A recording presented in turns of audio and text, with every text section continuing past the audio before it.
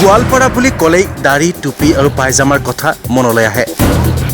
গোৱালপাৰাৰ মান মৰ্যাদা ঘূৰাই আনিব লাগিব। জাতি মাটি ভেটি বচাব লাগিব, সকলো একগোট হ'ব লাগিব। এইগৰাকী মন্ত্ৰীৰ নাম হৈছে অশোক সিংহাল। অনবৰতে বাতৰি শিৰোনামত থাকি ভাল পায় মন্ত্ৰীগৰাকীয়ে। বহুতেই কয় মন্ত্ৰী অশোক সিংহাল হৈছে অসমৰ এগৰাকী ব্যৱসায়িক দক্ষ মন্ত্ৰী। জাতি মাটি ভেটিৰ কথা কোৱা মন্ত্ৰীগৰাকীয়ে কেইদিনমান পূৰ্বে অসম ৰাজ্যৰ গুৰুজনাৰ অমৰ সৃষ্টি ভাওনাক লৈ কৰিছিল তুলুঙা মন্তব্য। অসমৰ প্ৰতি মন্ত্ৰীগৰাকীৰ ইমানেই প্ৰেম যে গুৰুজনাৰ অমৰ সৃষ্টিকো পাহৰি গৈছিল আৰু ইয়াৰ বাবে ৰাজহুৱাভাৱে সামাজিক মাধ্যমত ক্ষমা বিচাৰিছিল মন্ত্ৰী অশোক সিংহালে। মুখ্যমন্ত্ৰী ডক্টৰ হিমন্ত বিশ্ব শৰ্মাৰ এজন ঘনিষ্ঠ সতীৰ্থ তেওঁ।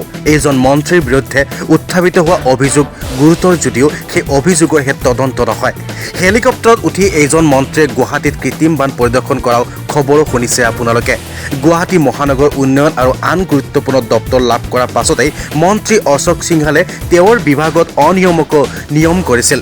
শেহতীয়াকৈ ছুপাৰ চাকাৰ ক্ৰয়ৰ নামত 18 কোটি টকাৰ কেলেংকাৰীত নাম সাঙুৰ খাইছিল মন্ত্ৰী অশোক সিংহালৰ।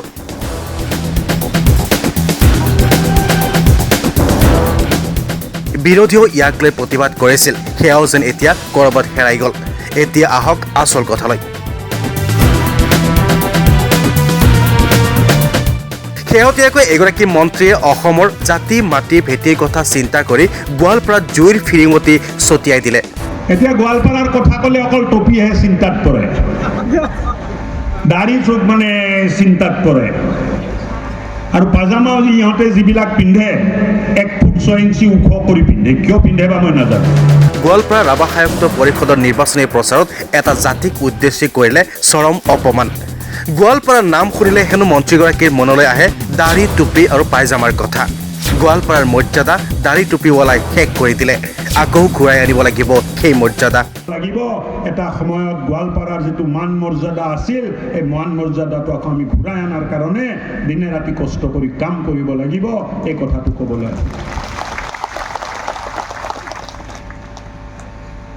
এতিয়া গোৱালপাৰাৰ কথা ক'লে অকল টপিহে চিন্তাত পৰে, দাড়ি চুক মানে চিন্তাত পৰে।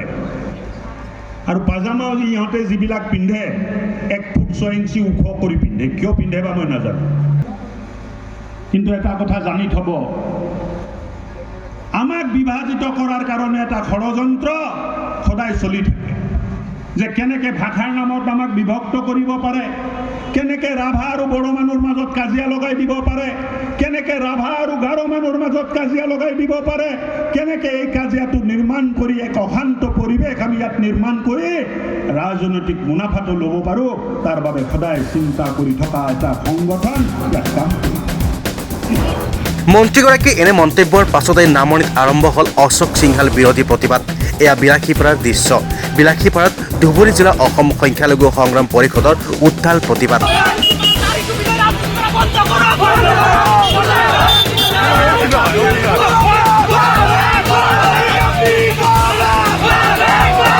অশোক সিংহালৰ পুত্তলিকা দাহ কৰি 24 ঘণ্টাৰ সময় বান্ধি দিলে। 24 ঘণ্টাৰ ভিতৰত ক্ষমা নুখুজিলে ইয়াতকৈ ডাঙৰ আন্দোলন হোৱাৰ হুংকাৰ দিলে অসম সংখ্যালঘু সংগ্ৰাম পৰিষদে। মুছলমান দাড়িটো বুলি আপুনি ৰাজনীতি নকৰিব, ইয়াতকৈ ভয়াৱহ আন্দোলন কৰি তুলিব লাগিব। আপুনি ৰাজসভাত ক্ষমা খোজক। আৰু অসম চৰকাৰৰ দাবী উত্থাপন কৰিছো, আমাৰ মন্ত্ৰী তাক বৰখাস্ত কৰিব লাগে। 24 ঘণ্টাৰ ভিতৰত অশোক সিংহালে ক্ষমা নোখোজে, এই অসমৰ ৰাইজৰ পৰা যদি ক্ষমা নোখোজে, ইয়াতকৈ আমি ভয়াৱহ আন্দোলন কৰি তুলিম। এই বহিৰাগত বণিক অশোক সিংহালে ইয়াৰ আগতো বহু ধৰণৰ সাম্প্ৰদায়িক মন্তব্য আগবঢ়াইছিল। তেওঁ মাজে মাজে অসমত শান্তিৰ অসমখনত অশান্তি কৰাৰ কাৰণে বিভিন্ন ধৰণৰ বিতৰ্কিত মন্তব্য আগবঢ়াই আমি সকলোৱে দিছোঁ, যাতে তেনেকুৱা মন্তব্য ভৱিষ্যতত আগ নবঢ়ায়, তাৰ কাৰণে আমি সকলোৱে দিছোঁ অসম সংখ্যালঘু সংগ্ৰাম পৰিষদ। ইফালে গোৱালপাৰা জিলা ছাত্ৰ মুক্তি সংগ্ৰামৰ সভাপতি ৰবিউল ইছলামৰো একেই মন্তব্য। তেওঁ এগৰাকী বহিৰাগত মানুহ হৈ অসমত বিধায়ক হৈছে, অসমত মন্ত্ৰী হৈছে, কিন্তু তেওঁ অসমৰ বায়ু পানীৰ লগত আচলতে নিমজ্জিত হ'ব পৰা নাই।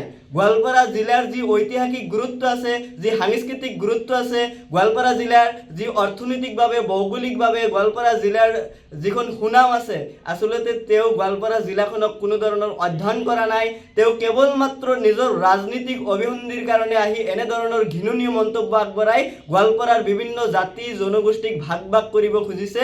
আৰু অশোক সিংগাল ডাঙৰীয়াৰ এই সাম্প্ৰদায়িক বক্তব্যৰ আমি গোৱালপাৰা জিলা ছাত্ৰ মুক্তি সংগ্ৰাম সমিতিয়ে তীব্ৰ ভাষাত গৰিহণা দিছোঁ। লগতে অসমৰ মাননীয় মুখ্যমন্ত্ৰী হিমন্ত বিশ্ব শৰ্মা ডাঙৰীয়ালৈ দাবী উত্থাপন কৰিছোঁ, তেওঁক শীঘ্ৰেই গোৱালপাৰাৰ অভিভাৱক মন্ত্ৰীৰ পৰা বৰ্খাস্ত কৰিব লাগে, লগতে অসমৰ মন্ত্ৰীসভাৰ পৰা তেওঁক বৰ্খাস্ত কৰিব লাগে। সামাজিক মাধ্যমতো মন্ত্ৰীগৰাকীক লৈ চলিছে এতিয়া জোৰদাৰ প্ৰতিবাদ। News desk, my news north east.